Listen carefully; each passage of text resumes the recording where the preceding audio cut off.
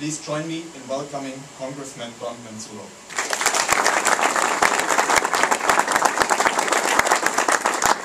Well, thank you very much, Andreas. It's a real pleasure to be here and to welcome all the fine folks from Lockheed Martin, and also my colleague, Congressman Bobby Schilling from the Quad Cities. Bobby is on the House Armed Services Committee, a committee that has direct jurisdiction over the F-35 program. The new warfighter aircraft in its development and demonstration phase, we expect to be operational hopefully by 2016, if not before. And our area here in northern Illinois is quickly becoming known as another cluster for aerospace manufacturing and engineering. It's one of the reasons why Embry-Riddle, always put a plug in, is taking a very close look at Rockford. We have over 90 companies that are actively involved in aerospace manufacturing in our congressional district. The F-35 project is not only important to America's national security, but the broad base of support, I think, is far beyond the 1,300 suppliers. You have to take a multiplier times 8 to get the true impact, the significance of this new aircraft on our American economy. Here in the Rock River Valley, the project includes not only Hamilton Sunstrand, obviously, but Clinton Beer, Precision Masters, Wilson Tool, Little Star Plastics, Caney Aerospace, Rockford Burrell, Nicorite Manufacturing, Coilcraft, Jeffco Screw Machine, Woodward, Honeywell, AM Casting Company, and dozens of more subs are included within that particular category. Israel, Canada, the UK, Australia, Norway, Denmark, the Netherlands, Italy, and Turkey have all agreed to purchase varying numbers of the F-35 aircraft. The export value is somewhere around $60 billion, but we're not quite sure. Interestingly enough, the counties of Boone, Ogle, and Winnebago in the past year exported over $3.25 billion worth of products. This is one of the most intense areas, not only manufacturing in the United States, but also in terms of exporting. And a lot of those exports obviously involve the aircraft and the parts that are made here as part of the final assemblies that go into the other airplanes. Admiral Mullen, who was the head of the Joint Chiefs of Staff, said this past spring that the number one enemy to America's national defense is the debt of this country. That has shown it to be quite interesting in the past couple of days of the roller coaster. But we all have a lot of things to evaluate as members of Congress. One is, what are the constitutional functions that Bobby and I have as a member of Congress? Number one is the defense of the American people. It's not to go into some kind of an inverted pyramid where other social programs take preeminence over defending the American people. Only the federal government can do that. And only companies like Sunstrand and Lockheed Martin that have a vital role in coming out with these new age machines can be at the forefront of doing that.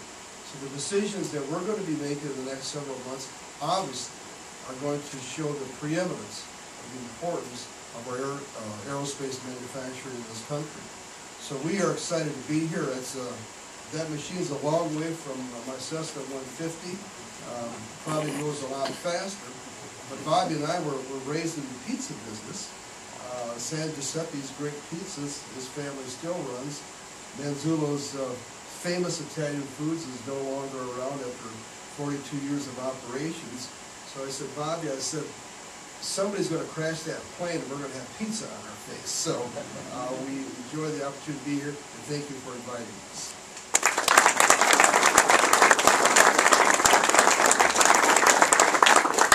Thank you, Congressman.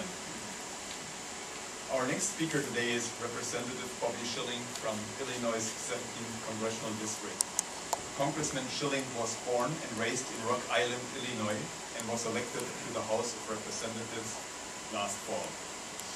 He is a member of the Agriculture Committee and the House Armed Services Committee, which is responsible for defense policy and ongoing military operations, among many other duties. I'm pleased to welcome Congressman Schilling to his first visit to Hamilton Sundstrand, and when you come back again, we'll talk to you more about these advanced technologies that lead to more electric aircraft that Stephen was talking about, that enable the 5th generation technologies. There's a lot to it, and I'd love to kind of give you an introduction to what's being developed right here in the state of Illinois. I think it's an impressive portfolio that we have as Hamilton Sundstrand. Having said that, Congressman Schilling.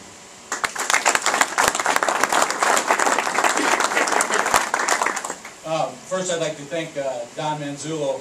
I got to tell you a little bit about Don. We sit kind of together, and he's the guy when I've got a question, because I'm the new guy on the block, is I can go to Don Manzulo, who's got some really good experience, and get some good answers from him. And I won't tell him your nickname on the Hill, but anyway, I want to second what Don had to say. Is constitutionally, our #1 job in the Congress is to keep the United States of America safe.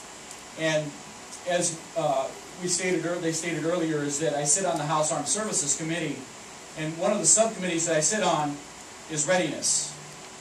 And some of the meetings that I go through and the briefings that we get to sit through, I thank God that we have companies based in Illinois, and we have Lockheed Martin that's out there really keeping us on the forefront, because we've got a lot of folks out there that would like to come in and gut our military, to be quite forward.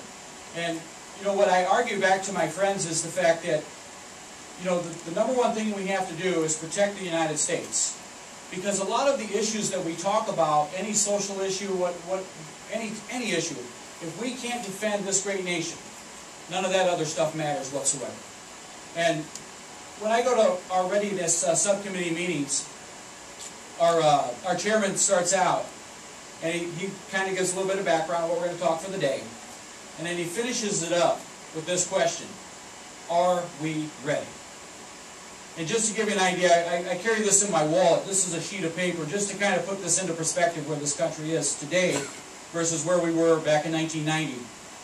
Our Army brigades back in 1990, we had 76. Today we have 45.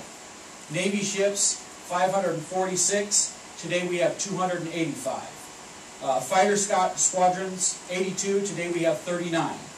Strategic bombers, 360. Today we have 154. Here's the scary part to me, and I think that the F-35 addresses this, is the average age of a lot of our vehicles that we have. 35 years old is the average age of the assault vehicles that we have. The light attack vehicles are 20 years average. Navy ships, 19. Helicopters, 16. Strategic bombers, our average age is 34. Tanker aircrafts, 47. And just regular aircraft is 19 years old. Now is not the time. We would all agree there's waste in every area throughout the United States, but now is not the time, with the unrest that's going on in the Middle East, for us to gut our military. And we have to get behind, and a lot of the things that I like to explain, I like to bring a lot of things back home. And, separating out wants from needs and then prioritizing. We need to defend the United States of America, and we need to go by priorities as to exactly what we need to do. And I believe the F-35 is definitely something that needs to be part of that. But I truly am honored to be here today. I've got a lot of learning to do. I think, as Don was saying, I come straight out of the business sector. Never held a public office before a day in my life. The learning curve is huge, and a couple of weeks ago, my wife was picking me up at the airport, and I got in the car and I had a little smile on my face, and she goes, "You're starting to enjoy this, aren't you?" And I said, "Yeah, I'm starting to get some things figured out." She goes, "You've always loved chaos." So, but I think that what we have here is we've got some good representation, and I've watched Don for years. He's been the guy that while I was running, I was watching. He didn't know this, and I've never told him this before, but I watched because he's a hawk. He truly is, and he's the type of guy that I want to emulate when it comes to taking a look at things I want to do. And the manufacturing to the Midwest is something we have to get built up. And we've got to, it's a struggle here in Illinois, with the problems we've had in the past, but we'll get this thing turned around. We live in the greatest state in the country, and to think otherwise, that people apparently haven't lived here before, but But I think that you know, all people go through some rough times, and what I say to the people in Illinois is the greatest generation. You know, they went through the Great Depression. They fought a couple wars, and you know, they could have just laid down and rolled over, but they weren't willing to do that. They were called upon, and they heeded a call. And I'm here to tell you that here in Illinois, where we've got the river, the rail, the roads, the hardest working people in America reside right here in this great state. We're not just going to roll over. We're going to get this thing up, and we're going to be heeding a call. So I just really appreciate the opportunity to be here today, and look forward to working with you all and coming back again sometime. Thank you.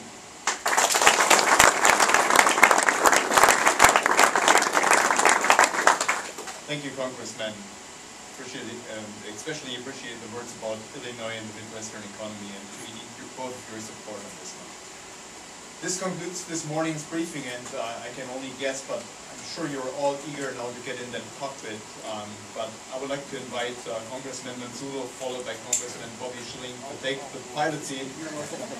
I think you have a little bit of a competition going on who crashes first. I hope none of you. So.